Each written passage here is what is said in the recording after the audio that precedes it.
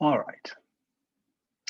Okay, so today I'm going to just be telling you a little bit about how to simulate and not so much about how to analyze drift diffusion models of timing and decision making. And I just want this to be something that would help those who are interested in modeling. Maybe you're not super familiar with, say, Matlab itself, which is a programming language that I'll be using and talking about. Although all of the things that I'm doing here could apply to other languages like R or Python.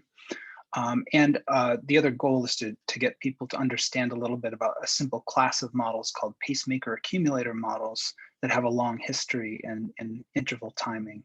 And in this first slide, oh, by the way, can you see my mouse? Whoops. Yes.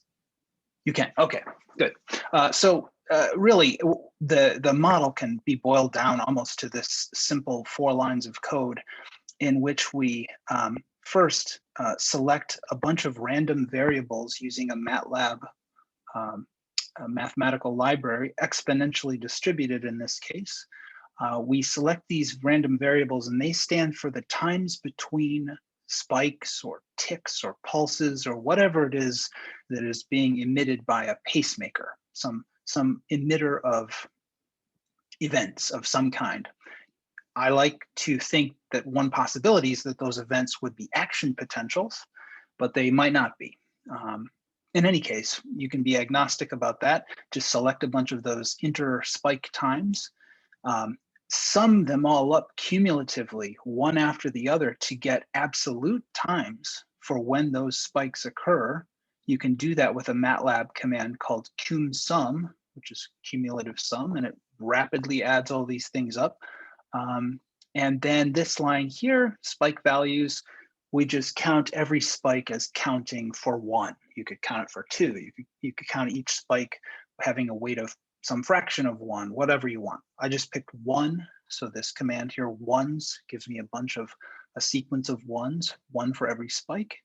And then I generate a random walk in which I add up those spike values, meaning I'm adding up or climbing the stairs here along this trajectory. Every time a spike occurs, I go up 1 step. And that's all this model is doing, is going up once every time a spike occurs. And you can see here that these spikes occur very irregularly. That's what the exponential distribution gives you. And then what we do is we count up these spikes until they cross some threshold value. In this case, it was 10 spikes. When 10 spikes have occurred, I say time's up. And I can now look at the first passage times at which, say, this light blue trajectory has crossed the boundary. And I'll count that as a reaction time. It looks like it occurred at this very, very short time of 0.015, let's say. And then I have a long trajectory, which just happened to occur over here at 0.1. I can count up all of these crossing times and make a histogram, and I typically get some kind of skewed normal distribution, bell-shaped distribution of reaction times. And we can compare that to data in which animals, human or non-human, make a response at a particular time, or maybe a whole packet of responses, and we often find distributions that look like this. In fact, the classical pacemaker accumulator distribution was the normal distribution, and it fits data pretty well.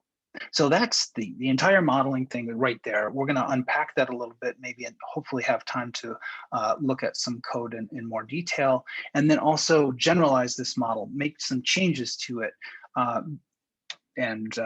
One thing I should say is, I guess the ground rules are you wait till the end of the talk, which is good, I suppose, for a research talk. We have a large number of people, but if I do say something that, requires a question, I hope maybe you can put something in the chat, and maybe Bashak, you could stop me and say, look, we need to have a question answered here. Sounds good. Okay, good. All right, so hopefully that was clear enough.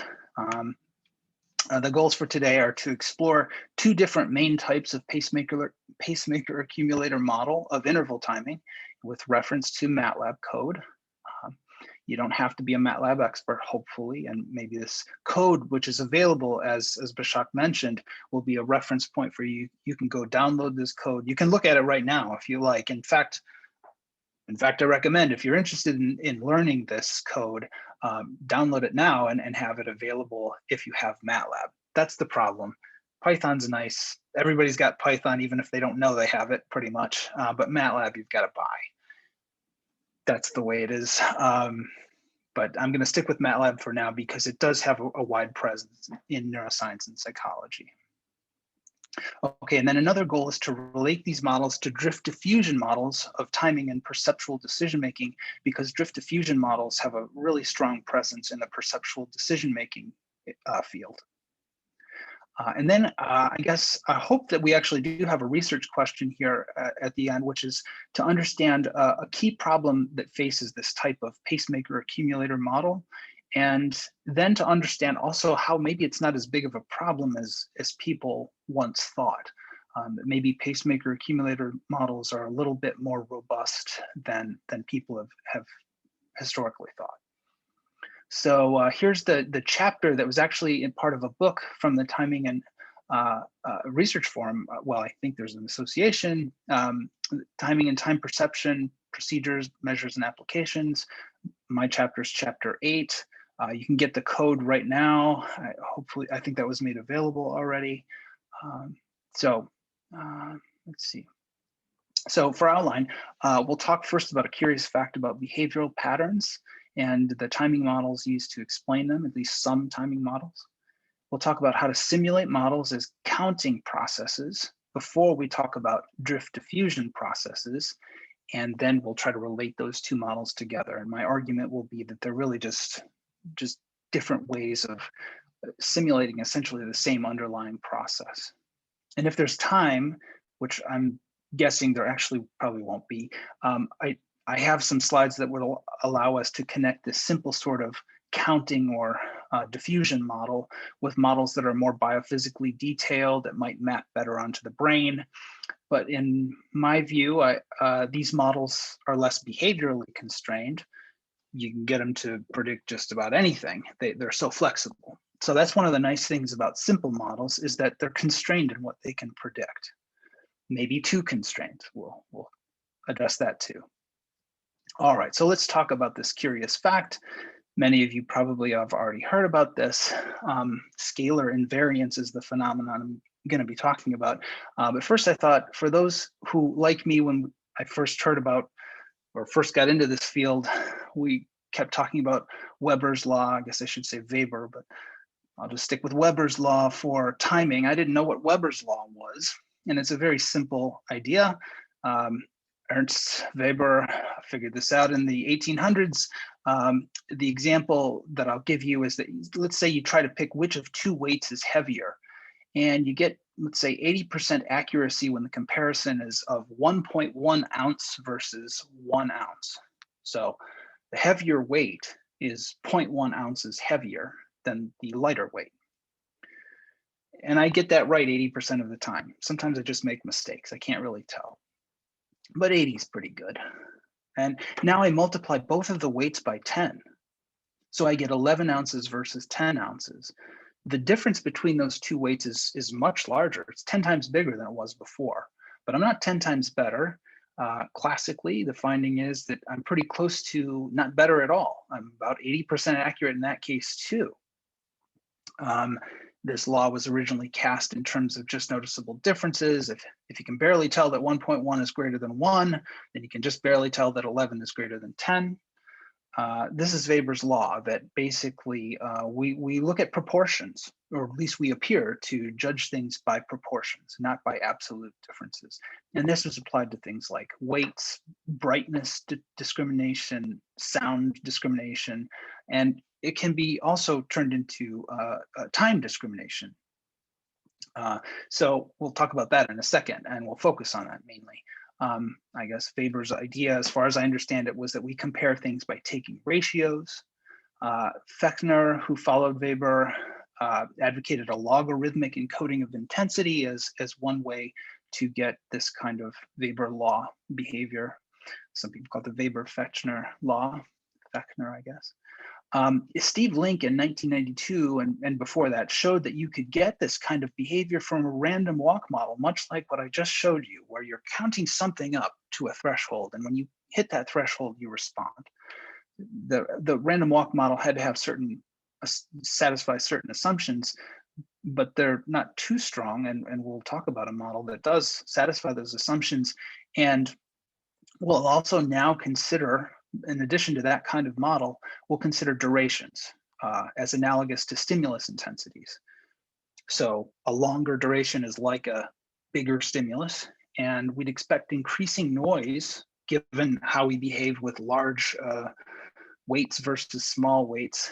The idea is that the bigger the weight is, in a sense, the more noise there is in your estimate of the exact weight. And this gives rise to this sort of proportional choice. There's a number of ways to get that, but that's one thing you might think. And in fact, there's lots of evidence that as durations grow, our estimation precision decreases. And it does so in a particular way. Basically, I'll go down to the second point here, this idea of Weber's law for timing, which for example, when you look at response times produced by an animal, we can look at the standard deviation of those times, and we can divide them by the mean of those times, and we get something called the coefficient of variation that I'll use the abbreviation CV for.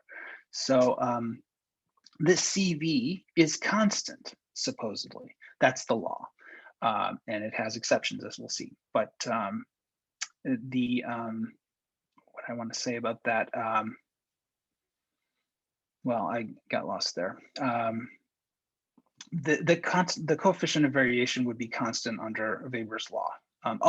What I wanted to say was that the standard deviation, and given that it's constant, the standard deviation of these response times has to grow and grow and grow linearly as the mean of the response times grows, because an animal is, let's say, pressing at 10 seconds now instead of 5 seconds. Well, now its standard deviation of its responses is going to be twice as big. And this gives us a constant CV. Okay. So there's a history of modeling that can explain this kind of behavior. One of the classic models of interval timing is that of Mikkel-Treisman, 1963, who showed that human timing performance can be characterized pretty well by a generalized form of Weber's law. The standard deviation, which he labeled delta t, is an almost constant function of the average time. There's this generalization factor here, delta t equals k times the average time t plus some increment a. If that a was 0, then the coefficient of variation would be constant. It would be equal to k. And John Gibbon and many other colleagues demonstrated that animal behavior frequently seems to conform to an even stronger form of invariance. So I'll use that term a lot, invariance, with regard to time. Every aspect of the distribution of production times of animals seems to be completely invariant, according to this scalar invariance principle. We'll do this a lot. We'll divide all the response times in our data set by their average. And what you get is a distribution that superimposes on your distributions from other conditions where the durations that the animal is producing or estimating or deciding about is different. Oops, got a typo there. They dub this phenomenon scalar invariance, and I'm going to often refer to this using the same idea in physics is called time scale invariance. So sometimes I'll say time scale invariance, but I mean the same thing.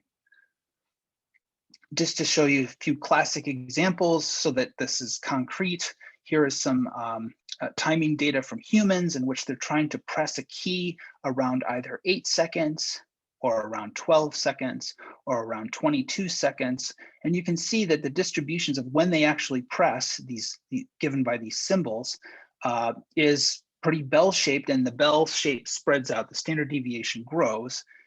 How does it grow? Well, if you divide all of those response times by the mean within their condition, either 8, 12, or 21, not 22, you get distributions that are centered above 1, and they all pretty much superimpose on each other. That's time scale invariance. I did an experiment with humans that was fairly similar because I'd never seen for myself whether CVs were really constant and that people were timing 2, 5, or 11 seconds at slightly off, like 2.2, 5.1 or something.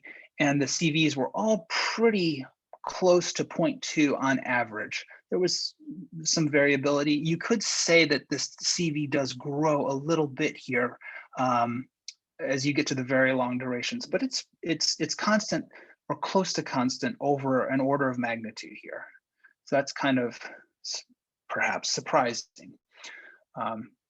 If you look at those distributions, here's the 2, 5, and 11 second distributions, and they superimpose pretty well too. So that seems like it conforms to the law, at least loosely.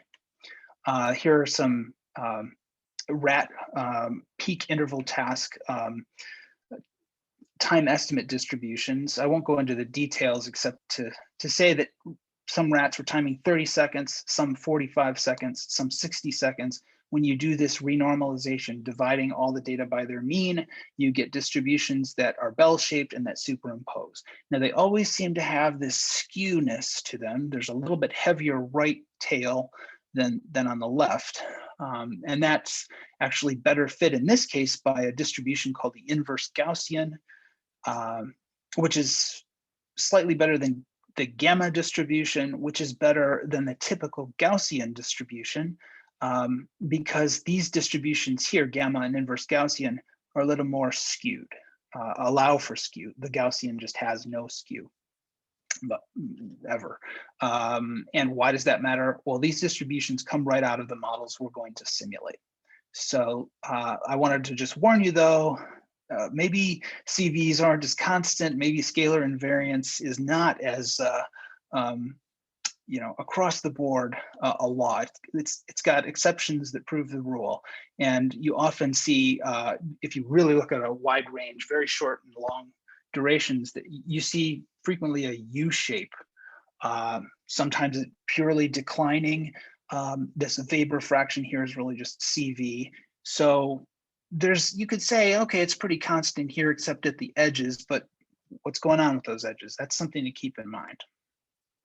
All right, so how to simulate these things? First, as counting processes. Let me pause though. Does anyone have a question at this point before I get into counting? No. Good, okay. So let's look at some clock models or counting models. I think this is a theme in neuroscience and psychology and natural philosophy that preceded psychology, that we're always influenced by the technologies that we currently use when we try to explain the mind or brain. Clocks have been around for hundreds of years. This should be animated. Oh, there we go. Okay. So they release energy using this escapement mechanism here that allows these ticks to occur on a regular basis. And those tickers have really influenced a lot of modeling. We can come up with models that are, let's say the earliest inspiration for me was hourglasses and water clocks. They didn't tick at all. They had a continuous flow. And I was interested in neural network models that had this sort of continuous property. And one of the things that or at least the theme, I don't know how much I'm going to get into it. I guess I am. I'm trying to relate counting processes to continuous time, continuous space, diffusion processes. And in reality, they approximate each other. Diffusion really arises from a kind of ticking process that we'll talk about. Diffusion, just very briefly, is the concept of, you drop a blob of food coloring into a jar of water, it's going to spread out. It's not going to stay there. And well, there are a bunch of little molecular impacts. You could think of those as ticks. So is water continuous, or is it a bunch of individual elements? Well, it's a bunch of individual elements if you go down to a small enough microscopic level of detail, but it's also nice to think of it as a continuum. It can give you some nice mathematical tractability for models that are otherwise a little hard to analyze. Well, we're just going to be simulating today. Okay, so we've got these ticks, and we want to count them up. Treisman's model from 1963, I've got this very poor copy here that I made a image from, but it's got a pacemaker that emits pulses or ticks that they're not perfectly periodic, but they've got to be somewhat close in his model, and not very close. They just can't be totally unperiodic. Is that true? In any case, the idea with Treisman's model is that basically on some trials where I'm supposed to make a response or just keep track of time, I just emit a bunch of pulses and I count them up and I compare them to a history or a memory of what the pulse count was in a previous trial. And then I know how to compare the durations of those two trials. And that's it. So longer trials or longer durations result in higher counts of pulses. And a key thing for Treisman, and there's a function in that collection of code that I supplied with that book chapter that simulates his model. We'll talk about it in a second, but the key idea for Treisman is that on some trials, the ticker runs a little bit faster, and so the accumulation of pulses is a little steeper.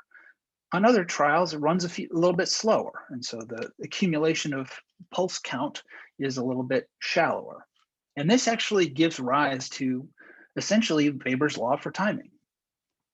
We'll come to that in a second. Another model that's very similar is the model that John Gibbon, who really popularized the concept of scalar invariance along with Russell Church and Warren Meck, came up with a model that's very similar. And you've got a pacemaker, you let those ticks go through a switch into a working memory that can be compared to a longer term reference memory for previous intervals.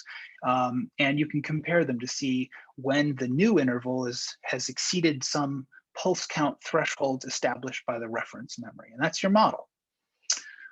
So there's a problem though. And let me just note here that I may use the terms tick or pulse or spike as in action potential type spike. I may use those interchangeably.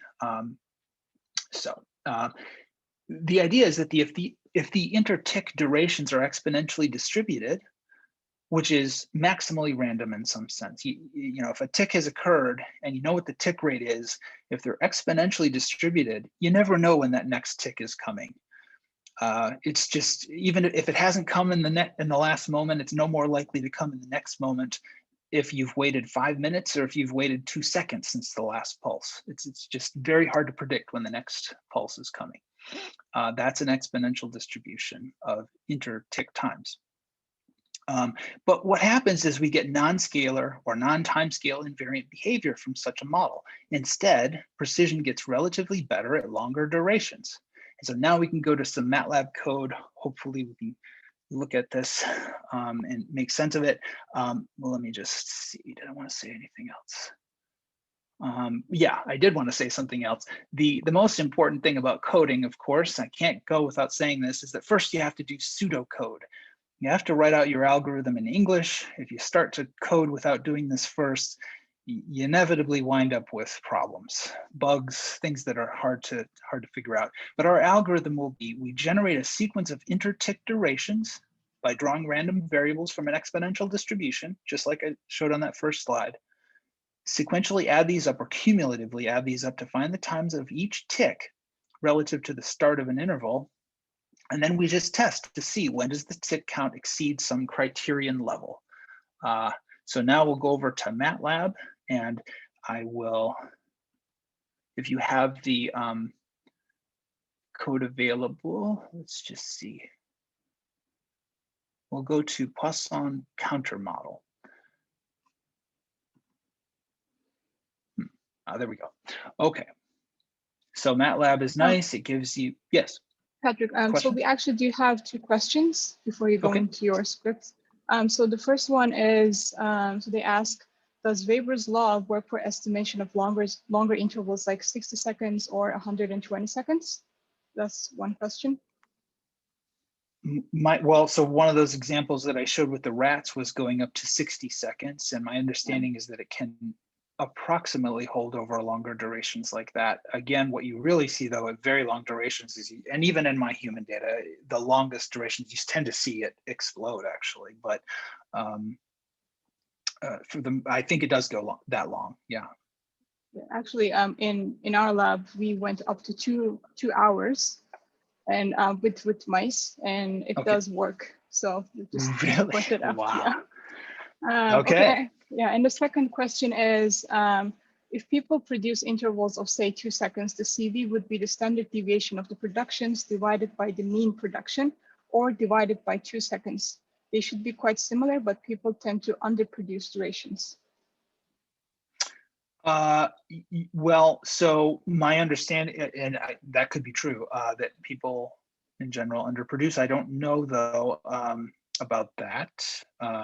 But in any case, if those two values are close to each other, then everything's the same. And my understanding has been that in general, the accuracy, in other words, the mean reaction time for production is around the time of that is if you're reproducing, for example, it's around the time of the standard.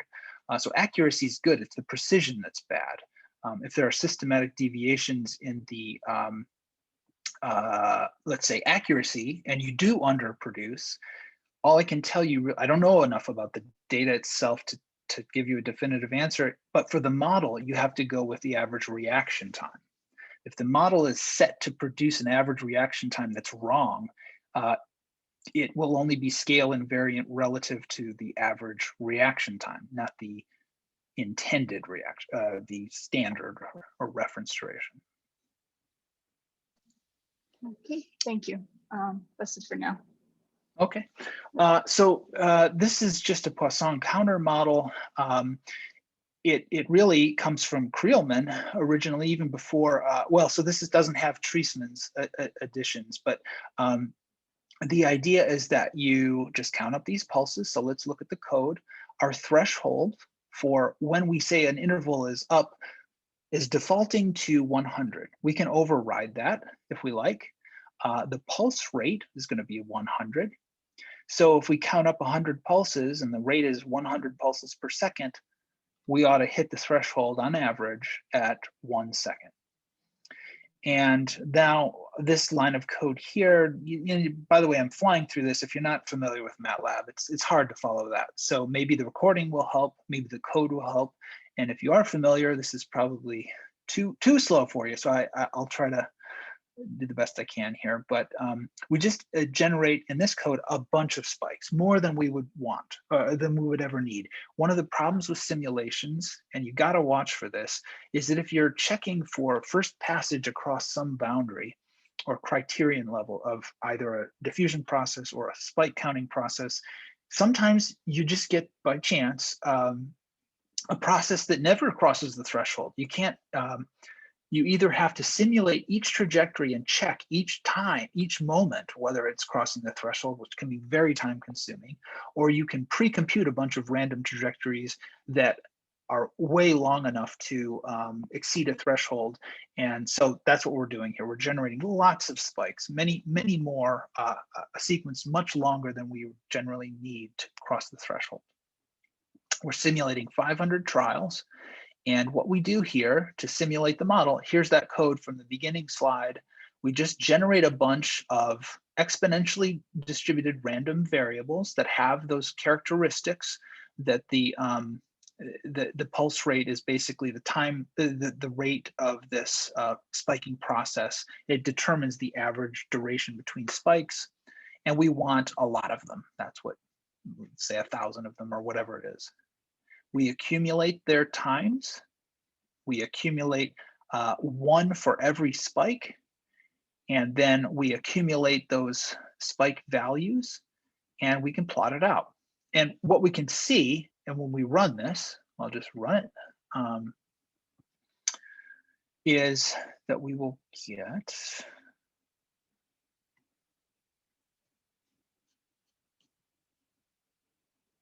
okay, so the threshold here was 100. This plot of all these trajectories goes far beyond that. It goes up to 1,000. But we can set the vertical limit of this pulse count over 500 different trials to 100 by saying ylim 0, 100. Maybe I'll make it 120 just for, now we can go back. And what? Oh, I set the wrong figure, sorry. You got to click on the particular subplot that you want to change in order for that to have an effect. And I clicked on the wrong one. Okay, so now you can see how rapid these are. They're my x-axis now is too big. I want to change that too to conform to this histogram that counts the times of first passage. One thing I want to note about the simulation is that you can control the coefficient of variation.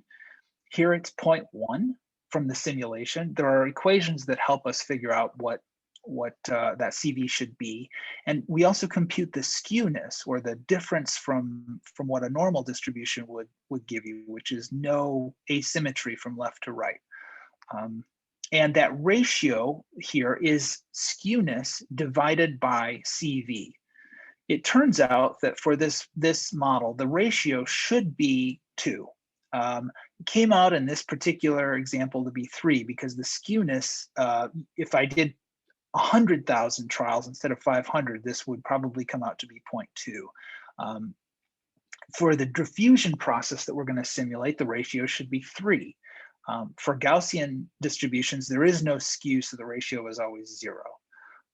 So that's something that you can look for in real data. I'm going to set the X limit here to be 1.4 by using the xlim command. And now we can see our trajectories a lot more closely. And I'm also going to change this panel here, the histograms, to have the same X limits so that everything matches up. So you can see that the distribution of first passage times here is pretty well represented by this histogram. Okay, so the CV is 0.1. What do we get out of this? Well, let's boost the threshold, because now what should happen is the standard deviation should go down. The mean should, relative to the mean. So we should go a smaller standard deviation. So let's go to our model. The second parameter that we can enter for the Poisson counter model is the threshold. So I'm going to type Poisson counter model. 100 was the previous pulse rate. Now the new threshold will be 200. This could take longer. Perhaps I will set it lower, and maybe this should make the CV go up. I'm going to set it to be 25 just to be sure. The previous threshold was 100. Now it's 25. Let's see what we get. Yeah. Okay. All right, now the CV is higher. It's 0.18. It's almost doubled. We've dropped our threshold now that is actually down here at 25. And so, oops, let's get rid of that. Now what you can see is that it's also more skewed, but the ratio is still near 2. It'll always be near 2 for this model. Okay, so that's a problem, right? We just changed our duration estimate. In other words, maybe I wanted to press, what is my average response time now? I should note that it's probably like 0.28. And previously it was an average of about 1.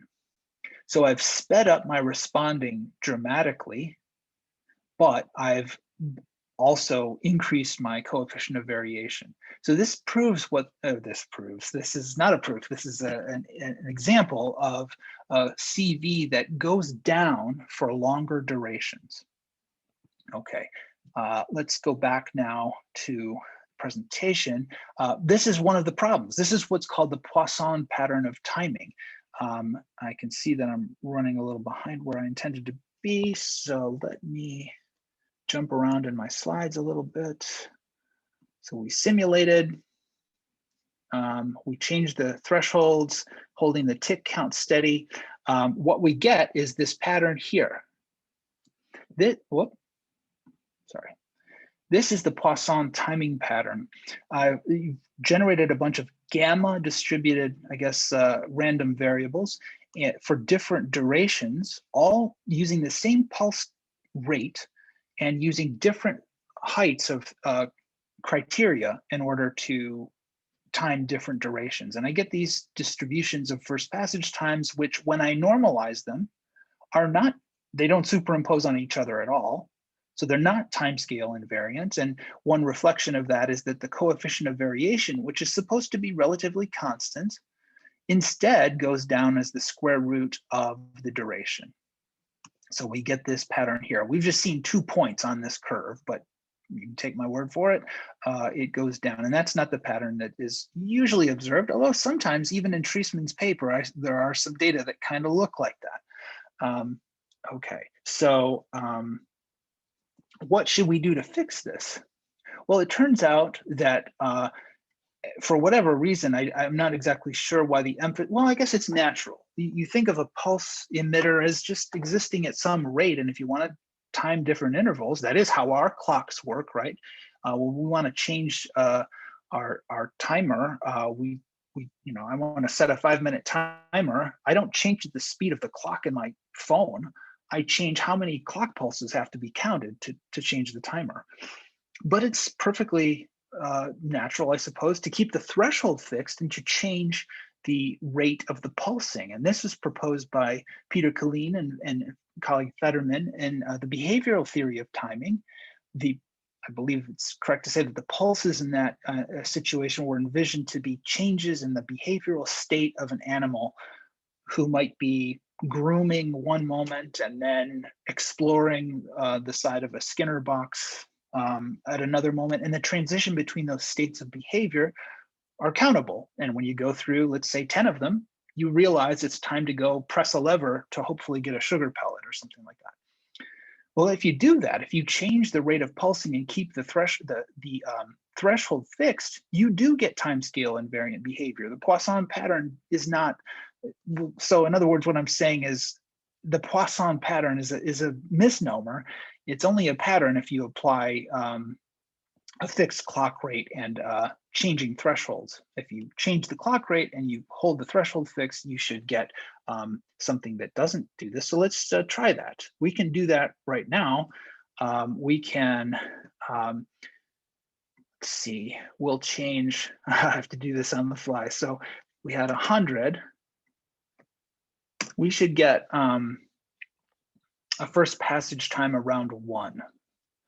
And what we'll do then to get a first passage time, yep, there's our first passage time distribution. It occurs around 1. So now I'm going to change the pulse rate. Oh, and let's look. What is the CV? 0.1. Okay, let's do this. We'll change the pulse rate now to be twice as great.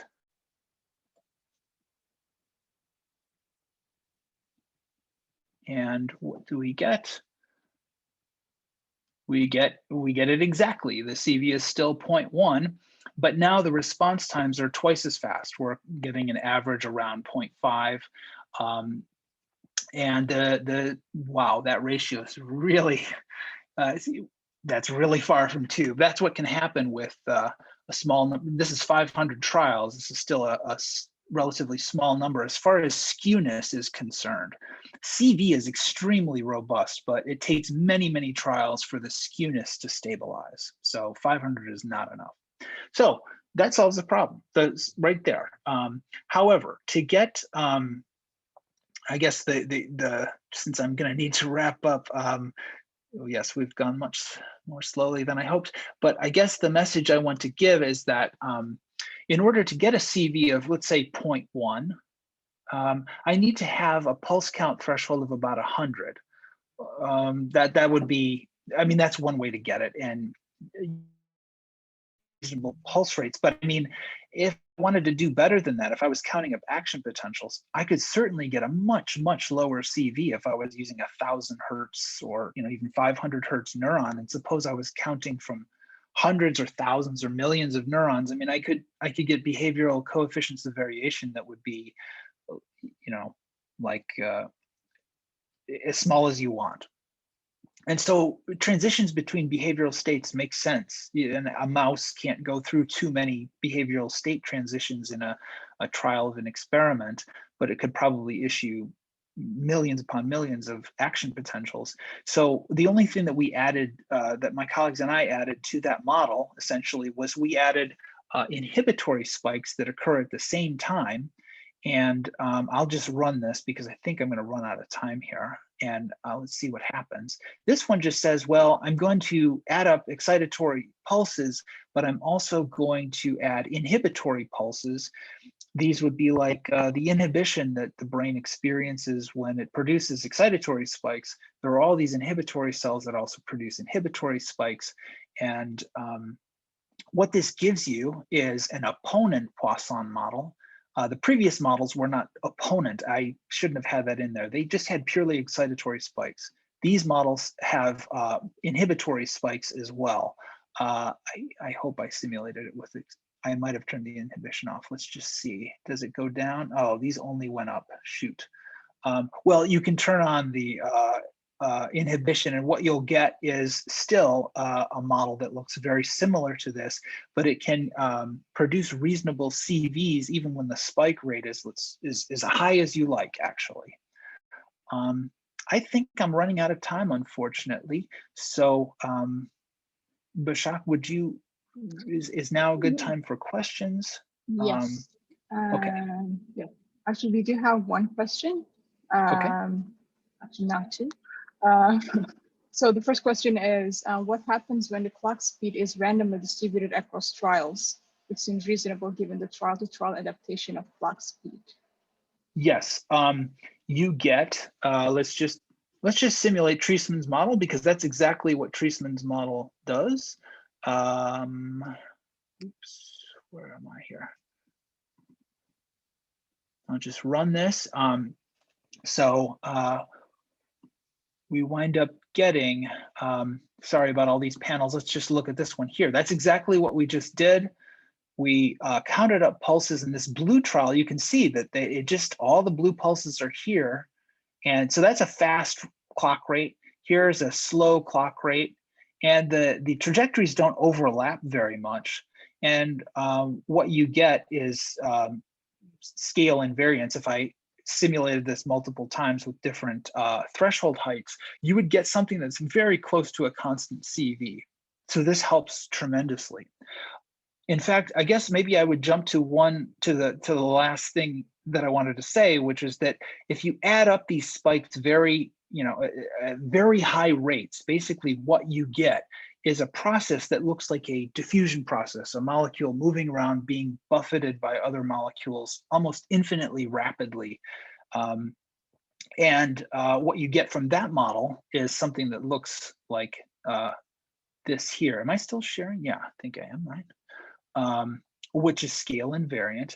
And then let me jump to the last little image here, which I want to make this point, which is that only when you count up pulses at a fixed rate with no variability across trials, and you change the thresholds, do you get a Poisson pattern where the CV goes down with time. If you use the approach of changing the pulse rate or letting it vary a little bit and keeping it fixed, either way, you get time scale invariance. And you can create an entire space of models that act like models that have drift variability across trials, like Treisman's model, or that along this axis here that simply manipulate the clock speed and not the threshold. They all give you a CV that's about constant. That's this entire red space of models. I blended these different kinds of models. It's only for this particularly pathological case over here where you don't have variability across trials, you have a fixed threshold, you have a fixed pulse rate, and you change your thresholds. That's the only place where the CV declines. All the rest of these models all have a fairly stable coefficient of variation across durations. I'd have to unpack the slide a little bit more, but I just wanted to make that general point. Okay. I think there's a follow-up to that question. So where can we find this work? Which work? This here? I think so. Yes. I haven't published that. That hasn't been published yet. I never got around to doing that. If you're interested, I can explain to you what the code looks like. You can send me an email or something. I I got to get that written up. But okay. And the next question is, how can this be applied to classic experiments where reaction time is one of the dependent variables? If we want to compare the diffusion processes in different conditions, such as easy versus difficult discrimination. right. One thing I'll jump to this slide here. One thing that I'll say in response to that is when you're modeling two-choice decisions using random walk models, when you're looking at two-choice decisions that are rapidly made in response time tasks, you get distributions that look like this. Very, very skewed, much more skewed than what we've been looking at. I had some real data here. Here's some real data. Correct reaction times are above, error reaction times are below. You can see how skewed they are. This is a dot motion discrimination task. So how do you model such skewed distributions, and why do these distributions look so different from those in timing? Well, the idea here is that in timing, you count up enormous numbers of pulses to very high threshold levels, and you get distributions like this. If you're trying to model two-choice decisions, you have a boundary below to model error responses. Your noisy random walk is so noisy relative to those small thresholds that you sometimes get errors. You usually get corrects. They're much faster over here than in the case of a very high threshold here, and you get all the skew. So basically, that's how the same process can model both speeded perceptual decisions and timing production or estimation. I'm not sure if that answered that question, but.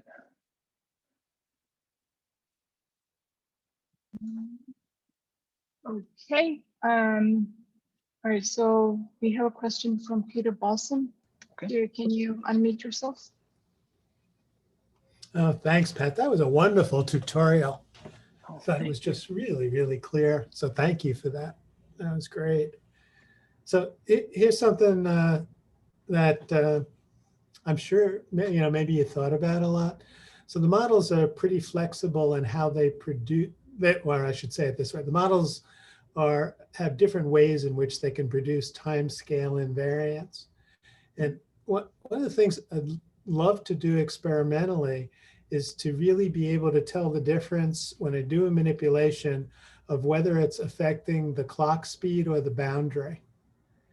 And do you have thoughts? Do you think that's even possible, or are the models diverse enough that it really can't tell? Well, so if you manipulate one parameter versus the other, you get different shapes of distributions. So my first answer might be, well, that's how you do it. You just look at the difference in the shapes.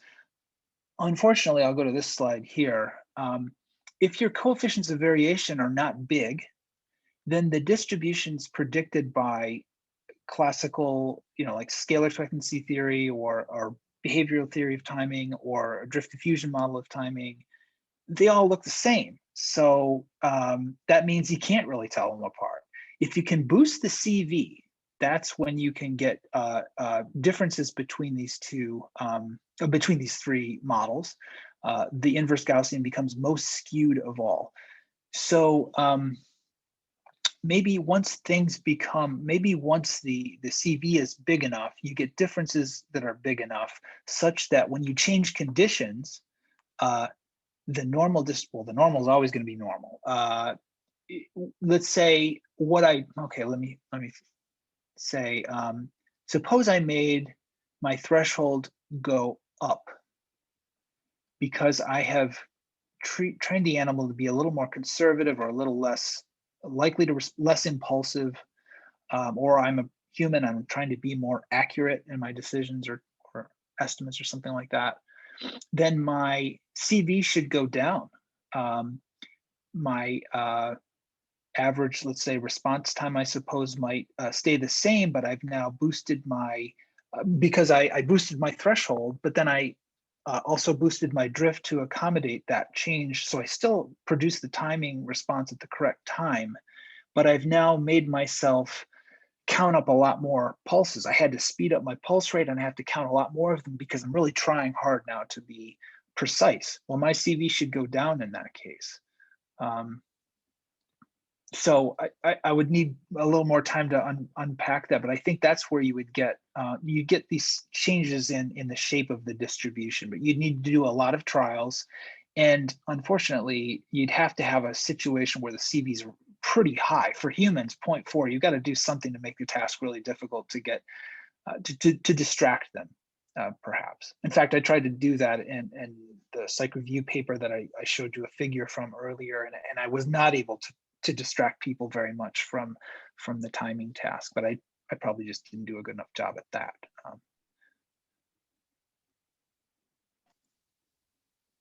Okay, thank you. Okay, so the next question is, while you have reviewed empirical evidence of the constant CV, there's also evidence that CV decreases as a function of duration.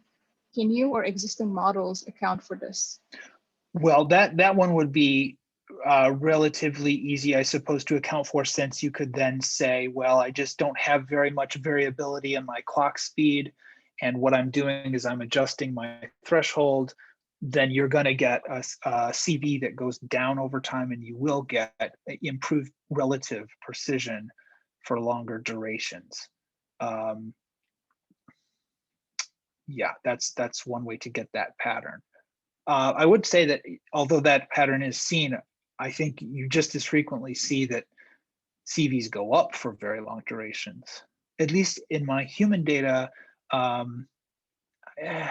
guess I must have seen some people where it slightly went down, but I felt as if I more often saw it go up. There's also there's just more opportunity for distraction and for getting lost. The longer you wait, there's more opportunity for interference. And so that may not be a timing process. That may be something else that's causing that relative imprecision to go up. But I've also seen data where it goes down. The Treisman paper site shows clear decreases in his some of his data. Okay, since it's related to, okay, no. So Kumar Narayanan has a question. Kumar, go ahead, please.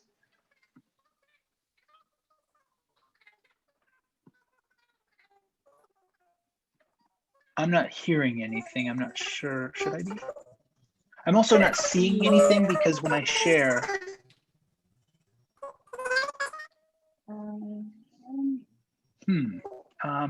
Yeah, Kumar, I think he's not even breaking up. I just can't hear him. Oh, okay. Kumar, can you maybe type in the chat and I can read it? I don't know if people remember Alvin. Yes, yeah. Alvin and the Chipmunks, but that's what it sounds like to me.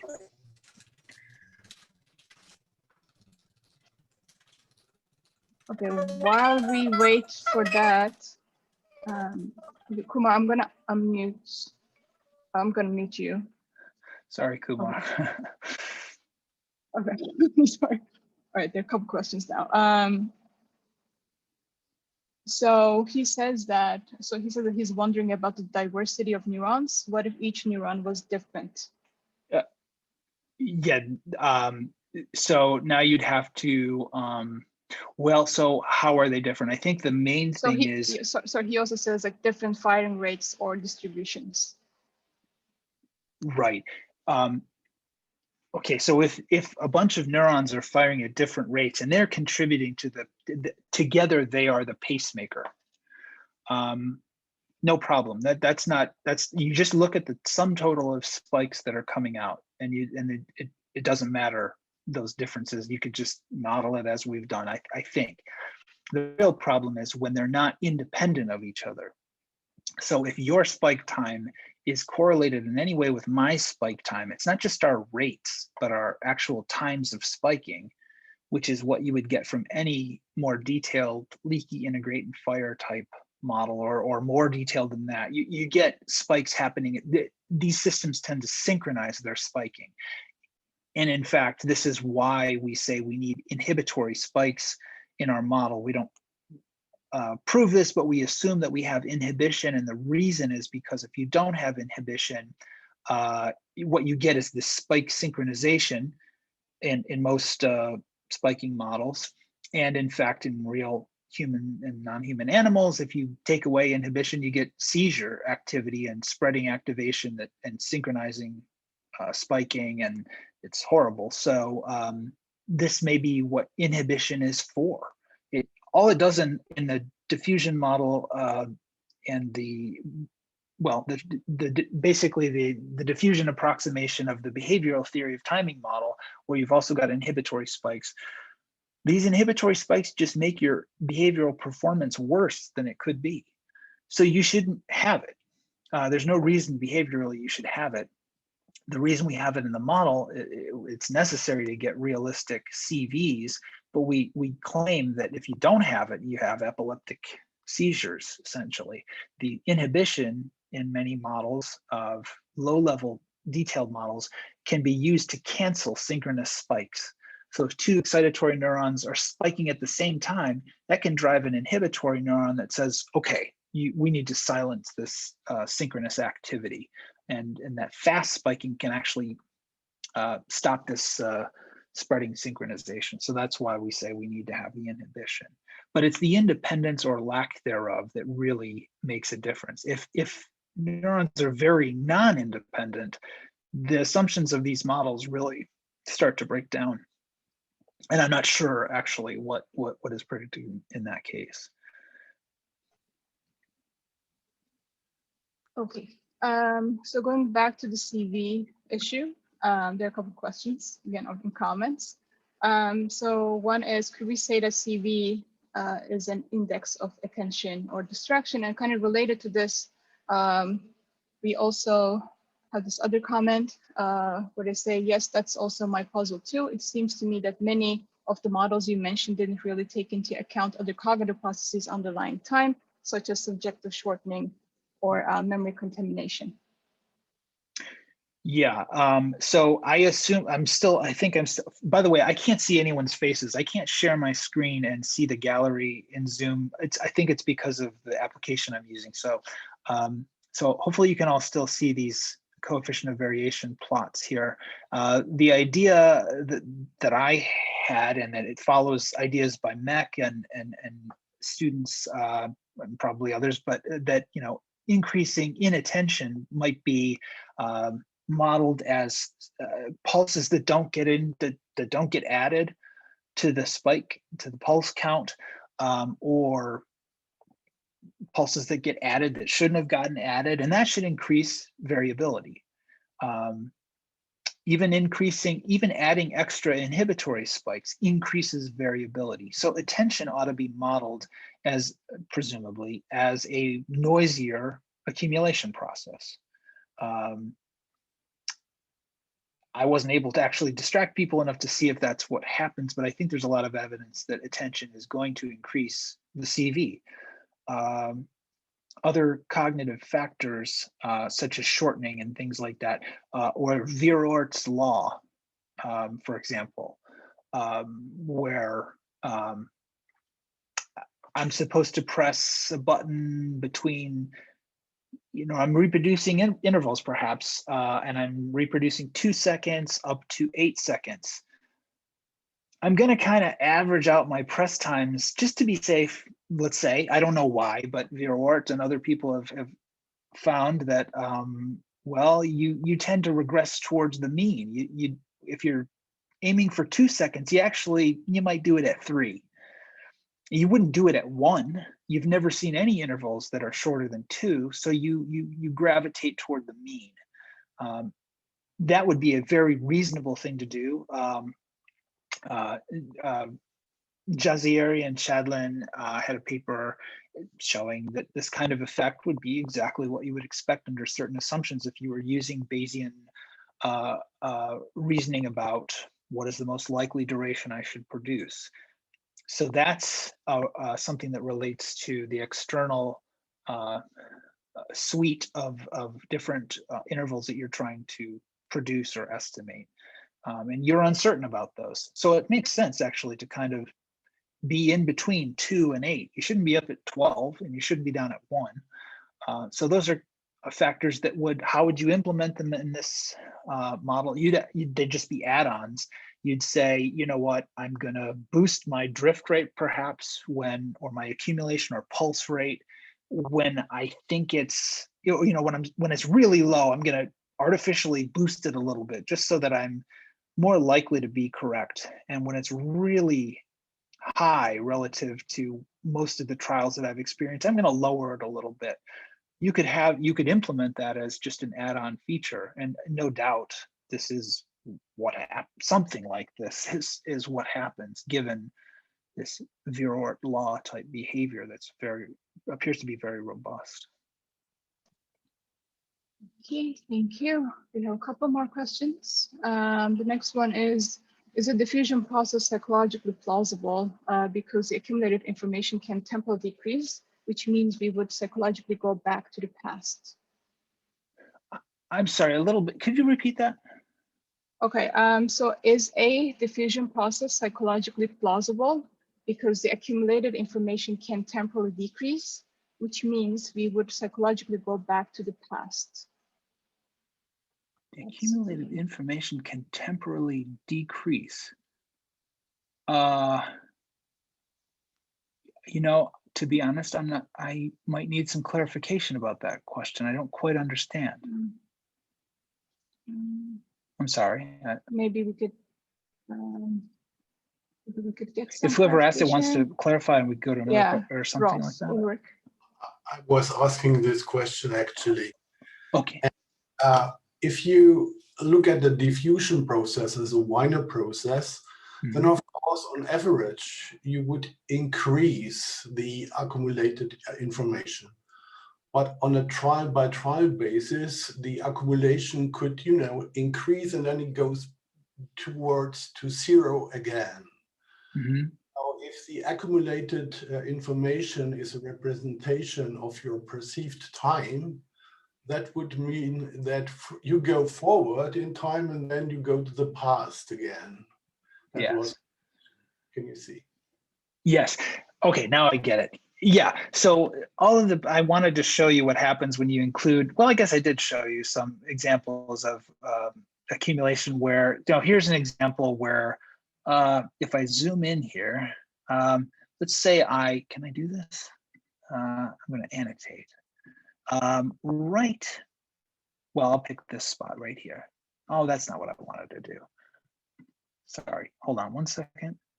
If I pick this little duration here, I think that I'm closer to the end of the interval at this moment than I do at this moment. If I'm, constantly reading out, if I was doing something like one of my favorite experiments, the time left experiments of Russ Church and colleagues, where, an animal can decide how much time is left. Should I stick with this option of pressing one lever, or should I switch to this new lever? I've got this new option that pays off after a shorter delay, but the interval has started later. So now which one is going to produce the reward faster?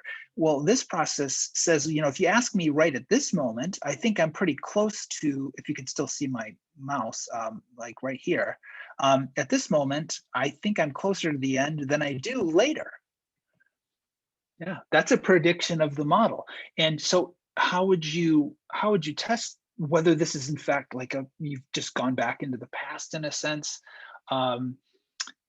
You might interrogate people, or animals at very specific times. So let's say I demand a response right here. I somehow insist that you respond at this time, and I keep moving this time around.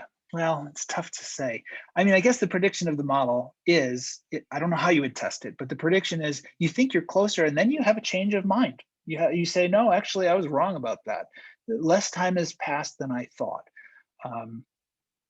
So that seems plausible to me. And I think there are some decision-making experiments at any rate, perceptual, like two-choice tasks, not temporal tasks, as far as I know.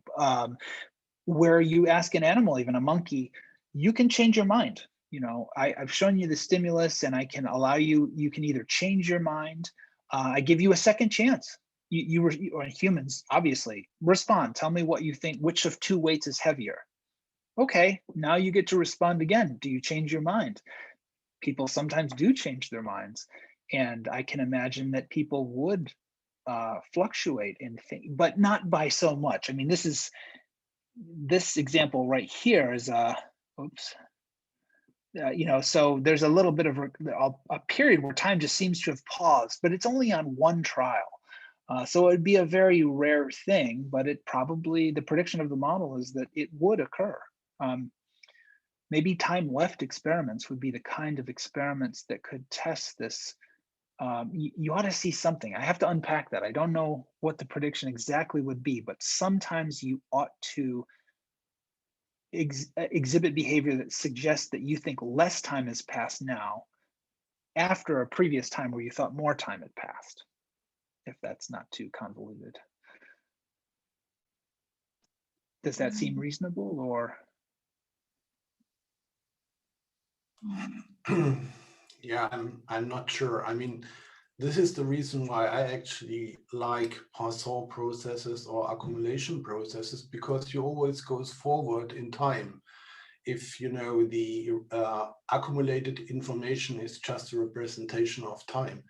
Here you actually could go backward in time. I mean, you could travel to the past actually would make the prediction. Yeah. Okay. Anyway, No, I think thank you for that question. That's interesting. That might spark some new interesting experiments. I was just interested in your opinion about this because, Okay, thank you very much, Pat. Sure. Okay, moving on. The next question is, what kind of relationship do you see between the bounded threshold drift diffusion models, or the ones with urgency, and the interval timing models where the threshold is fixed? Was the urgency, is that what you said? Yes, what kind of relationship do you see between the bounded threshold drift diffusion models, or the ones with urgency, and the interval timing models where the threshold is fixed? Yeah, so there's a lot of work in the perceptual decision making that suggests that animals have a threshold for responding to accumulated evidence that actually falls over time. There are good reasons. Paul, I don't know how to pronounce his name, Cizik or Cizik, has done some analysis of this, in which, and also I know Mike Shadlin has shown in some simulations with Tim Hanks and others that if you decrease the threshold as a trial goes on, this is good, especially if you don't know the quality of the evidence that's coming in. You're constantly sensing two weights, but the weights are, who knows, there's like a machine that's making it jiggle back and forth, and see it's really noisy, and you don't really know what the difference between the weights are from trial to trial. Then what you should do is, if a trial has taken a really long time, for whatever reason you haven't decided after a certain amount of time, then what you should do is just stop and guess and go with the most likely option. Or another way of thinking of it is your accumulated evidence threshold for deciding falls off over time with some temporal profile. Oops, sorry. And there's some evidence that this happens. Jochen Dietrich at UC Davis did some analysis of models in which the thresholds for decision making, when there are two thresholds, as there are in this case here. Let me clear my drawings, but in this, let me stop that. In this case, I've got, I start at this point right here. 0 is actually hard to see, and you can go downward to -10 or upward to 10. So, this model assumes the threshold is fixed, and Jochen showed that if you drop the threshold over time, it's very hard to distinguish that from, say, urgency, which is a form of urgency, from, let's say, boosting the accumulation process. If you're close to, if you're very positive, then you suddenly explode upward, and if you're negative, you explode downward. This would be not a steady accumulation rate, but a kind of accelerated or positive feedback type accumulation process. It's hard to discriminate those two from each other just in terms of reaction times. I guess what's interesting for me for those models is that either somehow you collapse these thresholds with magical precision, or you're keeping a timer somewhere else, and the timer is what is somehow driving the threshold collapse or the evidence accumulation explosion. And the timer is something that you've set based on previous decisions. It only took me 750 milliseconds to decide on previous trials. So why is it taking me 1.2 seconds? I know I've gone beyond my usual decision time. So now it's time to get urgent and finish this particular trial. Well, there's precision limitations on your timer, right? So that should also, I think there's an interaction between timing and decision making that's really interesting to explore, because, you know, why should your evidence accumulation be noisy, but your threshold collapse be noiseless? I think it ought to have this, your threshold, if it's a dynamic thing that's represented by your brain, it ought to be noisy too, and it has some temporal resolution limits on it. But how to discriminate between those two is difficult, I think, if you're not doing some kind of physical recording. Okay, and after there's a response to this, Devin says thank you, and he agrees. The shape of that collapsing threshold seems to be related to interval timing. So that's just yeah, I guess. Okay. Well, it should be. I mean, because I would think. Yeah, there may be some work, and I think Lindert van Manen, I believe, has some work showing that and also possibly Guy Hawkins, looking at well, how do you do on timing tasks, and how are you on tasks where you auto collapse your threshold? Those who are better at timing there's a correlation supporting the idea that your threshold collapse or whatever your urgency is a little more precise. Okay, great. So the next question is, okay, sorry, there's actually another comment. Caution in decision making under time pressure is mediated by timing ability. So that's the paper by Van Manen. Oh, okay. So that was the comment. Yes, okay. Can everyone see that? I can't.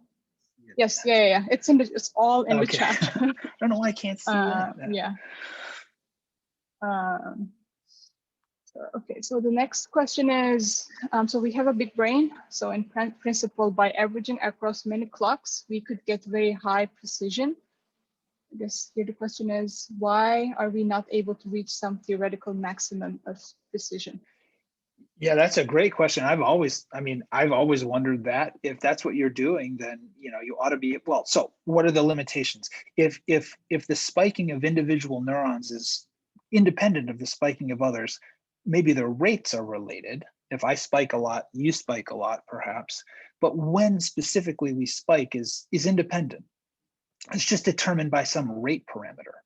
Then if we average across the two of us, or the billion of us, or the trillion of, well, I guess not trillion, but we ought to be able to average out our uncorrelated noise. But this is a theme of, and Mike Shadlin and Bill Newsom did a nice paper analyzing why correlations in spiking seem to be sort of constant at different levels of, stages of processing in, or at least multi-synapses into the brain. Noise doesn't seem to go up, and nor does it seem to go down. And independence is not perfect then. So these spike times are somewhat dependent, and this limits how much noise you can get rid of. And one of the things, I didn't get a chance to show it here, but basically, if you add the diffusion model that we proposed, Philip Balji and I and others proposed, and Francois Rivet looked at in terms of just a diffusion model. Fuad and I looked at a model in which inhibitory spikes are just there. And so if your positive spike rate, well, and let me say this, the inhibitory spike rate is always some fixed proportion of the excitatory spike rate in this accumulation process. And the idea was that neurons that spike a lot recruit their own inhibition. So if I double my spike rate, I also double my inhibition of myself by directly communicating with an inhibitory cell that synapses right back onto me, perhaps. maybe it's more of a population kind of thing, but basically I'm recruiting a certain proportion of inhibition. And I don't know what that proportion needs to be to stop this nasty spike synchronization problem. That would be something that, I really ought to, the more mathematical and computational work could be done on. But what the model allows is for the proportion of inhibition to approach 1. And as that happens, when I'm accumulating excitatory spikes, if I'm accumulating almost as many inhibitory spikes as excitatory, then my net spike count is almost 0 over a long period of time. So I'm going to really have to boost my excitatory spike rate in order to accumulate anything over time. But then I accumulate a lot of inhibitory spikes too, so that the net spike count becomes extremely noisy. And the idea might be that I guess the idea that I'm trying to propose here is that inhibition in the brain may be a limiting factor as well. If I could get rid of the non-independence problem, and if I could get rid of the need for inhibition, I could be, just unbelievably like digital computer level precise. But I can't, because my spike times are somewhat correlated, and because I need lots of inhibition to stop spike synchronization, to reduce that correlation. I just can't get rid of it. That's my hand-waving argument for why such big brains still lead to such large coefficients of variation. Okay, thank you. Ben Cordy raised his hand. Ben, please go ahead. Hi, Pat. So one thing that I'm kind of like hearing from a lot of the questions that might be helpful is to try to find a way to fit the model to data, where in situations where you can allow the threshold to vary, you can allow the clock rate to vary across trials, and like boost inhibition, what have you. So you have all your variables, and you can vary those and kind of maybe fit it to individual subject data to see if there's a certain combination that seems to perform best consistently.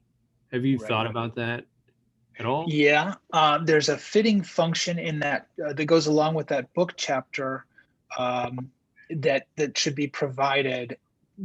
And so in other words, what you do is you get a set of reaction times, and you try to fit, let's say, a gamma or inverse Gaussian distribution to that distribution of reaction times.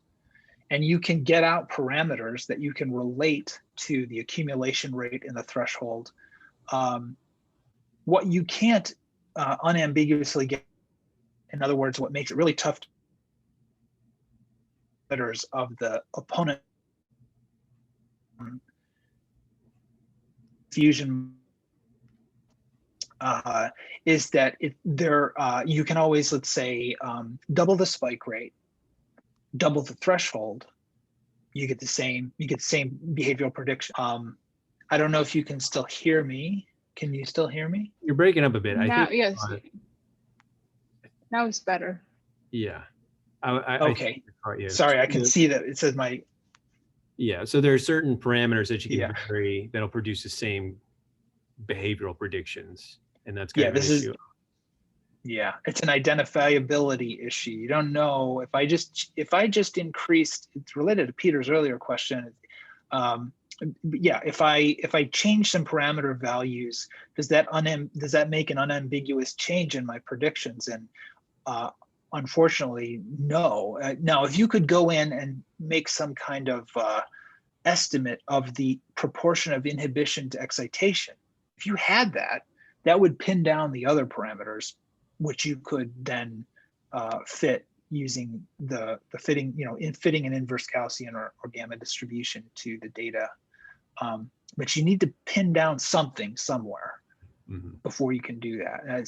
To me, I think you can't do that purely behaviorally. You would need some neural measure of, some physical measure of, let's say, the proportion of excitation to inhibition. People talk about balanced excitation and inhibition a lot in neuroscience for a variety of different reasons. And I'm not familiar enough with how they measure that, but it sounds eminently measurable. Yeah. Yeah, I mean, yeah, that was a great answer. In terms of estimating it, you would want not only the firing rate in proportion of inhibitory and excitatory, but also synaptic weights, which is more difficult to estimate. So yeah. So open question. Yes. Yeah. And the fact that, bottom line, where in the brain is timing happening? My understanding is that it's very hard to localize timing abilities to any particular location. There may be timers all over the brain. It just may be something that neural tissue is just able to do locally, and you can time everywhere. So visual cortical neurons are apparently keeping track of time according to Marshall Schuler's work, and probably auditory, somatosensory, and so where do you measure? That's another tricky thing. Right. Yeah. All right. Thank you. Sure. Okay. And Martin Wiener. Hey Pat, how's it going? Good, Martin. How you doing? Good. Great talk. This is fantastic. Just to touch on something else that you noted, I'll say we do see changes of mind in time perception tasks, and you see them go in both directions. So people change from short, at least on a bisection task, people do change their decision from short to long and long to short. Why that is, we're not sure. You ask them to repeat their choice? Is that how you? No, this is just looking at the movement trajectories if they have to move to a location. So just like the ressolage stuff. Right. But my question didn't have to do with that. It had to do with if these models in any way incorporate reinforcement learning into them in terms of either the size of an expected reward that the animal is supposed to be getting, in terms of updating either say spike rates or clock rates or thresholds on say a subsequent trial. Like if an animal does this and depending on the reward that they expect to get or that they actually get, can that adapt their clock rate from trial to trial? Yeah, so my understanding of the behavioral theory of timing, which is just, essentially behavioral state transitions is what you're counting. So you've only got excitatory events. How can you accelerate that? Well, you can boost the rate of reward that an animal is earning in that condition, and you ought to see the clock rate increase. And I, my understanding is that to some extent that something like that does happen. Now in humans, what would, going back to Peter's question again, is that what's going to change the pulse rate, or what about the threshold for responding? So we found, Fought and I found in a task we called beat the clock, where you have to press a button before the end of an interval. The longer you wait, the more reward you get. But if you wait too long, you lose everything. What we found is that different humans would set their threshold for responding at different levels. So if you're really noisy, if you have a high CV, you should try to aim a little bit earlier than somebody who has a very low CV, assuming everybody's CV is down like around 0.2, 0.1, something like that. And in fact, people do seem to do that. They adjust how long they're willing, how close to the deadline they're willing to aim their responses. And that's guided by reward because, obviously, right? So, so in that case, the way we modeled it was that the person was keeping track of the time with one threshold, and then keeping an adjustable threshold for when to respond, which was guided by how often did you screw it up, and were you late, or were you wait so early that you didn't earn very much? So it's possible. I have this suspicion that in fact, reinforcement reward would really be more likely to affect the threshold than the accumulation rate. But I'm not sure. Cool, thanks. Okay, I think we don't have any more questions. Okay. Yes. So yeah, thank you so much. This was really, really interesting and informative. Oh, good. And so yeah, we will upload the recording of today's talk to the website, Secretariat website, and the YouTube channel, so you can view it from there. And if you haven't received the code or the chapter, you can just shoot us an email, and we will be sure to send them along. And yes, if you want to receive our news or nominate speakers for future journal clubs, please fill out the form, the link that we sent in the chat. And obviously you can always check our website, timingforum.org. And we're still working on the details of our next journal club for February, but we will have two speakers, two junior speakers on human and animal timing. So we will let you know as soon as we have a better idea of when they're going to be and what they're going to be about. So yeah, thank you so much again, Patrick, and thank you all for joining us. This was quite a bit of a turnout. And hope to see you all soon. Thanks, Bashak. Thanks, everyone.